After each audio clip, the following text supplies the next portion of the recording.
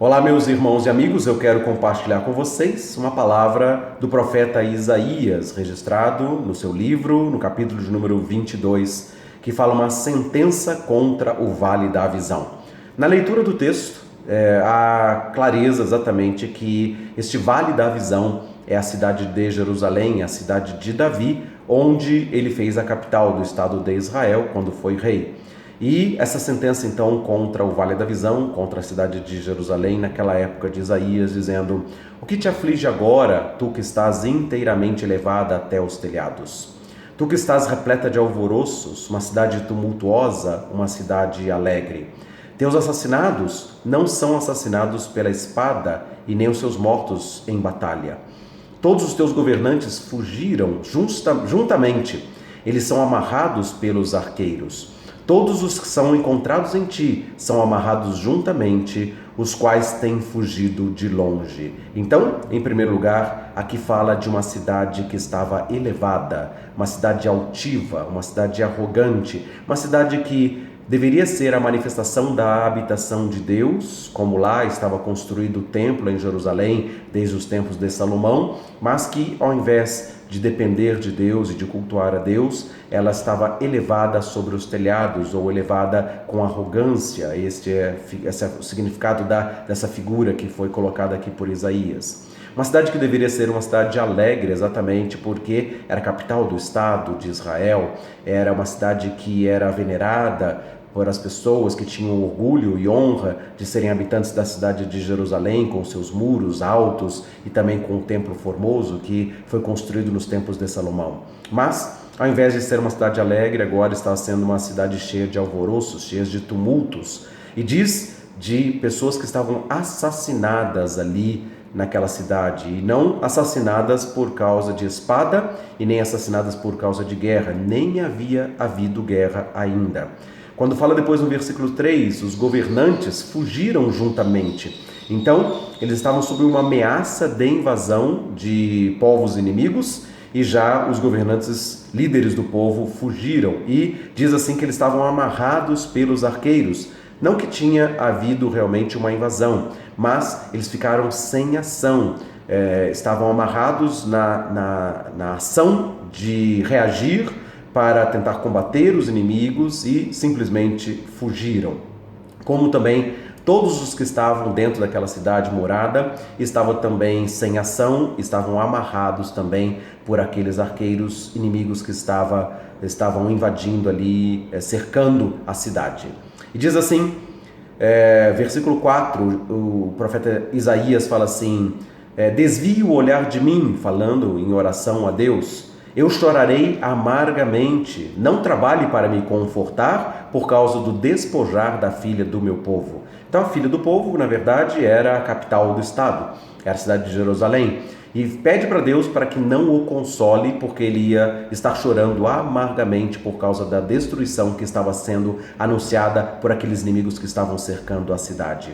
E ele continua dizendo, Isaías 22:5, porque este é um dia de dificuldade, de pisoteio e de perplexidade da parte do Senhor, Deus dos exércitos, dentro do vale da visão, derrubando os muros e dia de clamor em direção aos montes. Então está falando que aquela ameaça, que aqueles inimigos que estavam levantando vinham da parte do Senhor, por causa de ser uma cidade elevada, por causa de ser uma cidade altiva e que não dependia mais de Deus com as suas riquezas ou com a sua beleza como cidade. Simplesmente eles estavam sendo arrogantes e independentes da mão de Deus agindo a favor deles. Então, Deus mesmo estaria derrubando aqueles muros e estaria permitindo que os inimigos invadissem a cidade.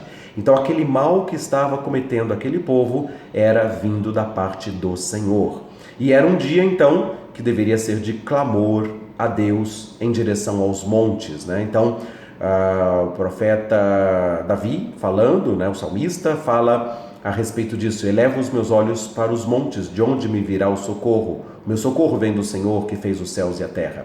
Então, falando a respeito do socorro, eles olhavam para os montes, olhavam para os lugares altos, porque Deus vinha do alto, né? Então, era uma expectativa que eles tinham da presença de Deus descendo dos montes para vir socorrer contra os inimigos que estavam invadindo as cidades. E aqui era dia de clamor em direção aos montes, buscando a presença de Deus. Deveria ser assim, como Isaías estava ali clamando a Deus, mas dizendo para Deus nem consolar, porque realmente era tempo de juízo da parte de Deus. E aí no versículo 6 ele fala desses inimigos, dizendo: Elão desnuda a aljava, com carruagens de homens e cavaleiros, e Quir tirou a cobertura do escudo. Então, está falando desses dois inimigos, desses dois povos, Elão e Quir, que estavam ali com seus arqueiros para lançar as suas flechas e para então agredir a cidade e para tentar então invadir e possuir aquele povo.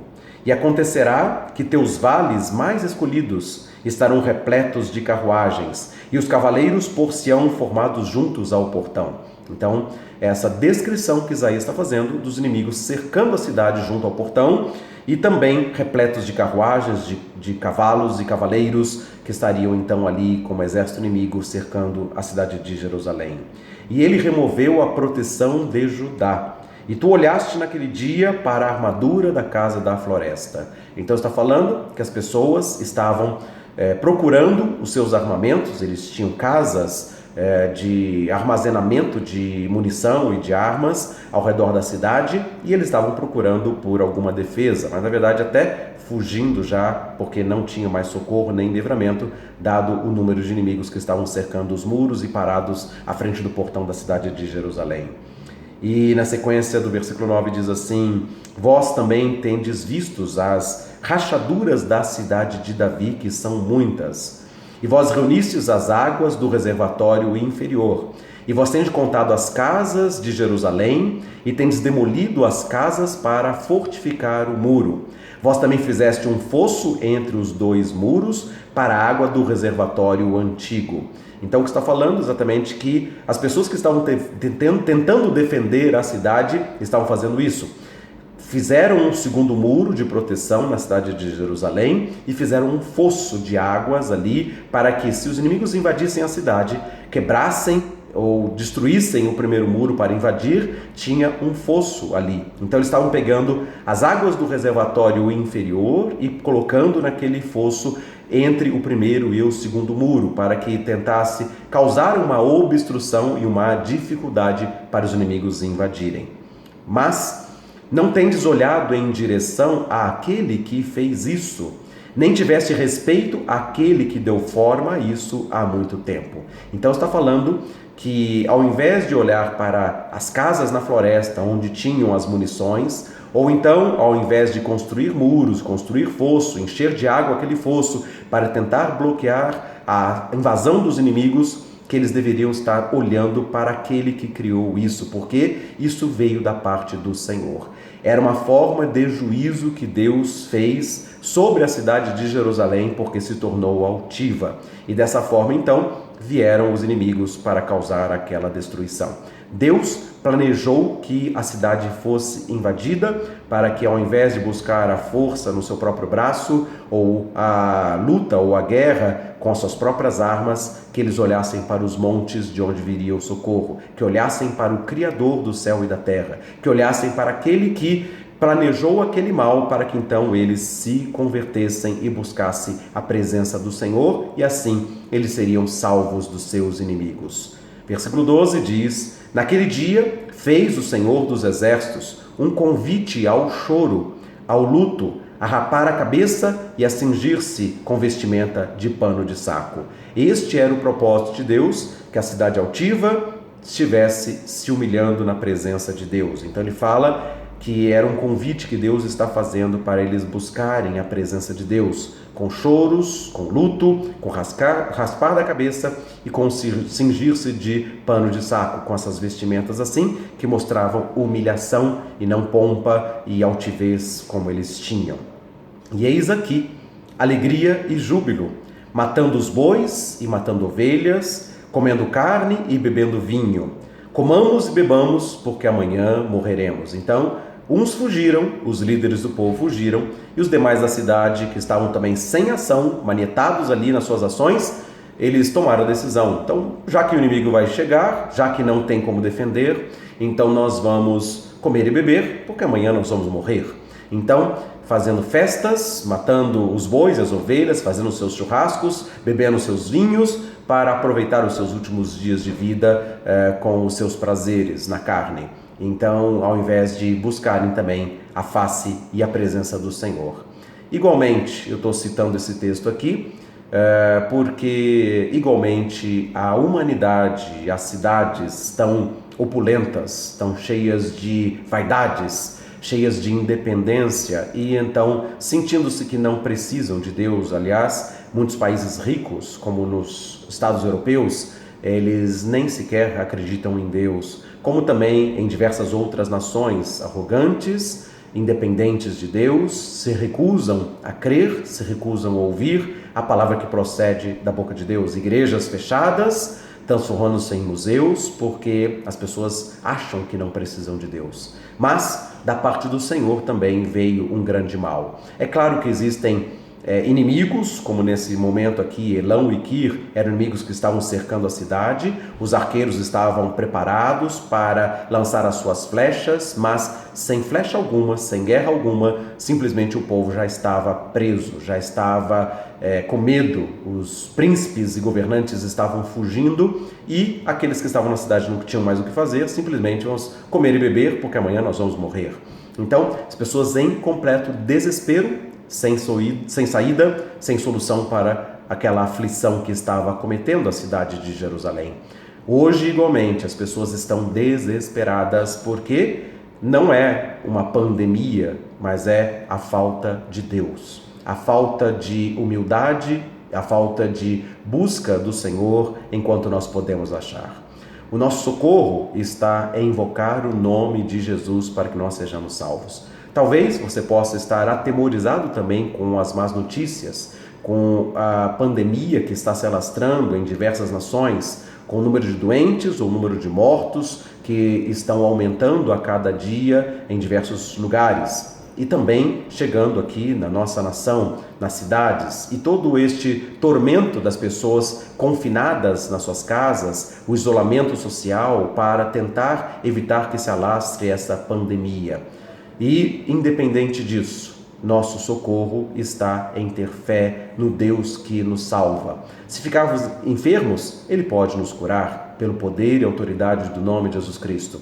O nosso socorro vem do Senhor, temos que olhar para cima. É claro que manter os cuidados, como eles estavam fazendo ali, de edificar os muros, de colocar água no fosso, mas uma coisa que eles estavam fazendo que estava errado.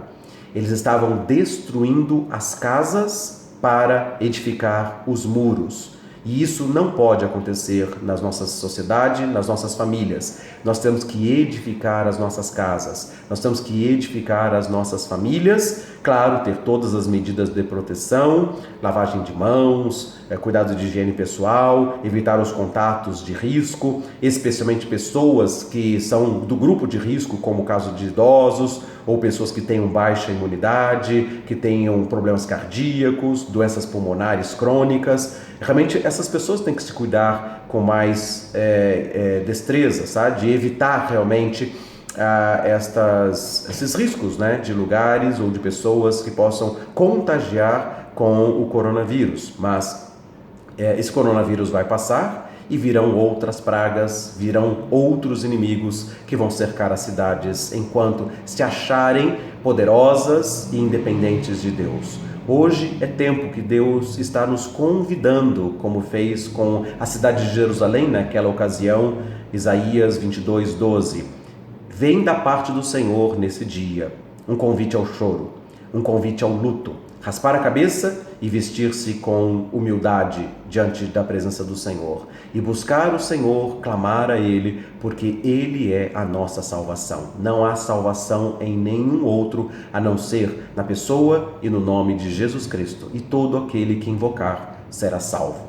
Se houver enfermidade, vai ser curada. Se houver medos e pavor da morte e opressão das trevas, vão ser libertas as pessoas. Todo aquele que invocar o nome de Jesus Cristo será salvo. Assim, que a graça de Deus seja sobre você, que a paz de Deus esteja entrando na sua casa e você possa experimentar não mais o medo, porque o amor de Deus lança fora todo medo. E se você crer, você vai ver a glória de Deus trazendo salvação e vida e paz para você e para a sua família e para todos aqueles que você profetizar, declarando que a paz e a salvação está em Jesus Cristo, o nosso Senhor, o nosso Salvador. Deus abençoe a todos vocês, em nome de Jesus Cristo.